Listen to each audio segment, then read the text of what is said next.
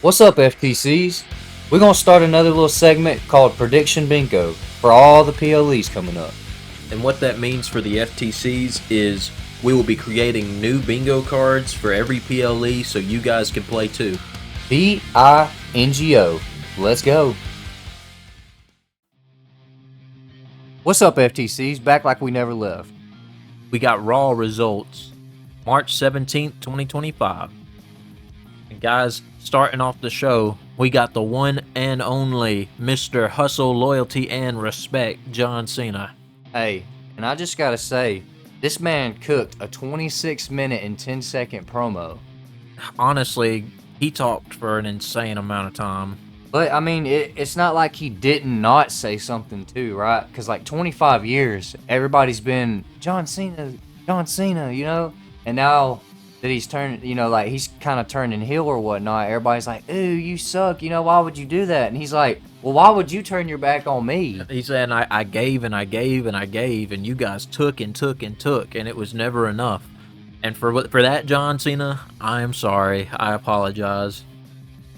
I guess you do deserve it. I took a good look in the mirror, John, like you told me to, and I saw the ugliness in my soul, and please forgive me. And how are you doing, John?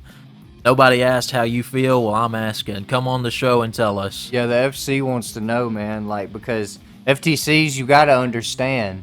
You guys have to understand. Like, he's not actually that guy. We are. Maybe it's us that need to change. Yeah. But then Cody Rhodes comes out after John Cena's claiming there's nothing anyone can do to upset him.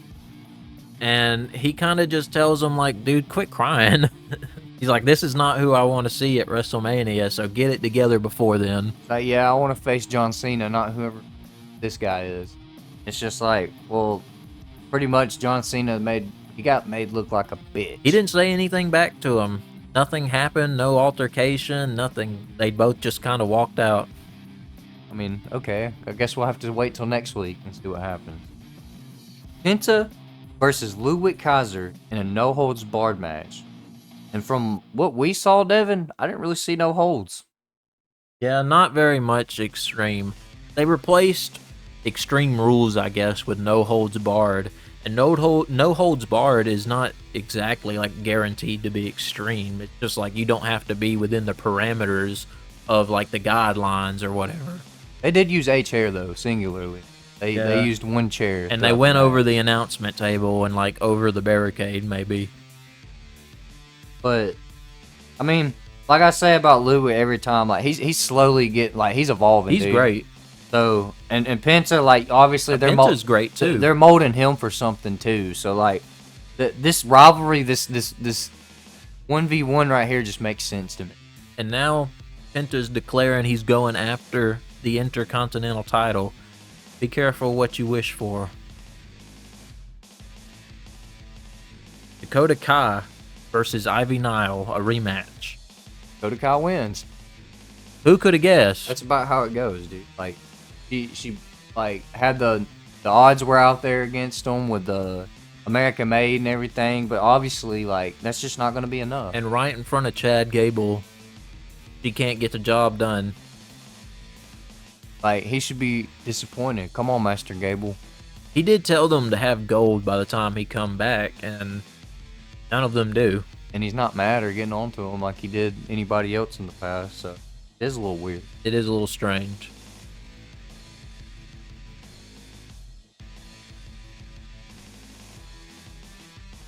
We have the contract signing for the Women's World Championship, Bianca Belair and Io Sky.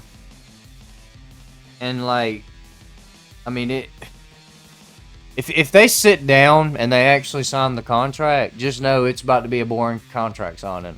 Like, they haven't done anything to really build this, right? And then they have Rhea Ripley come out, and she pretty much just signs her own name on a 1v1 contract. And if it's that easy, then at that point, any woman in the locker room could just come out and sign their name. Somebody else should have done that by now. Right. I don't understand why they needed a contract signing to begin with, because Bianca Belair earned her spot. Why does she have to do a contract signing? And if they didn't want Io Sky to be the champion going into Mania in this match, then why would they drop the belt to her? Yeah, if they want Rhea to be in the main event so bad, they don't think this main event is strong enough. Triple H, my brother in Christ, you are the one who booked this main event. You know? But then, like, you know, we get a little aggression coming out of that. They'd go back to the backstage area, and there's still a little fighting and whatnot. But, dude, we all know what's going to happen. They're going to set up a triple threat for the Women's World Championship. That's just what's going to happen.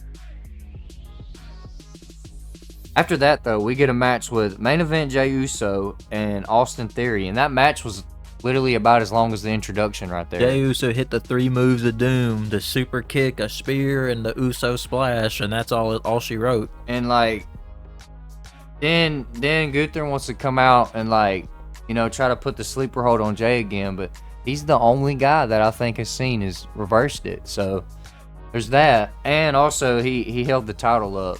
So you know Gunther's gonna be mad next Raw. Yeah. And if you ask me, like here recently, what you've been seeing out of Gunther and what you've been seeing out of Jey, FTCs, I know y'all know I'm a big Jey Uso fan, but I don't think he's getting it done at Mania, guys. I want Gunther to crush him. Like, it just makes more sense. It'd be more fun for Gunther to win at this point. You know what I mean? Because, like, then after that, we have to get somebody like Gunther versus, like, Goldberg or something, right? Like, you got to go for something, like, slap it out the park after that. So, I'm all for it. We have a tag match with the LWO taking on the Creed brothers. And, I mean, Rey Mysterio and Dragon Lee, they pick up the win. It was a pretty good match. Like, the Creed brothers, you know, like, they look very, you know, athletic, like, as they always do. And then, like, all of a sudden, the Masked Man shows up again. The Mystery Lucha. Hitting inverted suplexes and jumping off the rope with a headbutt. I wonder who used to that, Devin. He's definitely doing all of Chad Gable's moves. He looks like Chad Gable. Got the build for Chad Gable. I wonder if it's like something like split personality, or like they hypnotized him and he doesn't know that he's like Lucha when he's wearing the mask or whatever. It's someone different for real. I don't know, but we need some answers. Yeah, something's got to give. But then we have a Seth Rollins very, very long and like overly, like, it took forever for him to say anything. Like, I was waiting, and then pretty much all he's like is like, well, guess what? I'm gonna go see Roman Reigns on SmackDown and see what he's got to talk about. Yeah, I did not care. That's all he said, though. Like, he stood up there for 15 minutes just to say he was gonna be on SmackDown. They could have did that backstage. This was just so they could say Seth Rollins is gonna appear here. Guys, come buy a ticket. But the main event, the dogs were barking. There was no new champion. Braun Breaker defeats Finn Balor and the rest of the Judgment Day. But if you think about it, off of technicality, Dirty Dom costed Finn Balor the IC title. Yep, he's a snake. He had him set up for the coup de grace, bro. Set up. And he ruined it. So I feel like this is about to be the downfall of the Judgment Day, or either they're about to kick Finn Balor out and something good's about to happen. Like it's the road to WrestleMania. You know, they're not getting rid of the Judgment Day. It's not gonna happen. At least not until JD McDonough can come back. It's just not gonna happen. Yeah.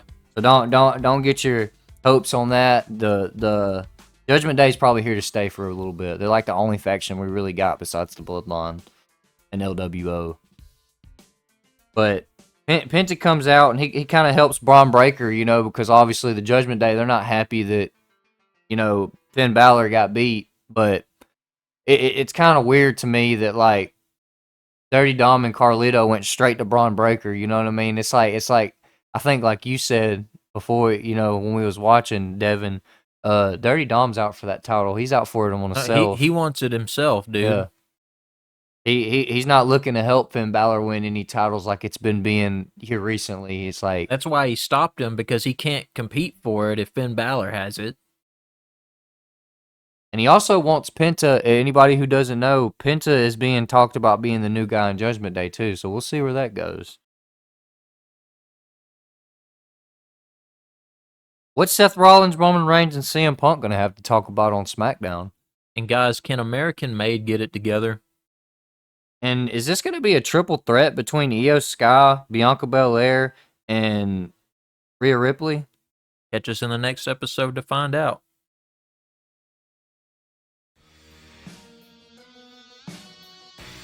And that's about it for this episode.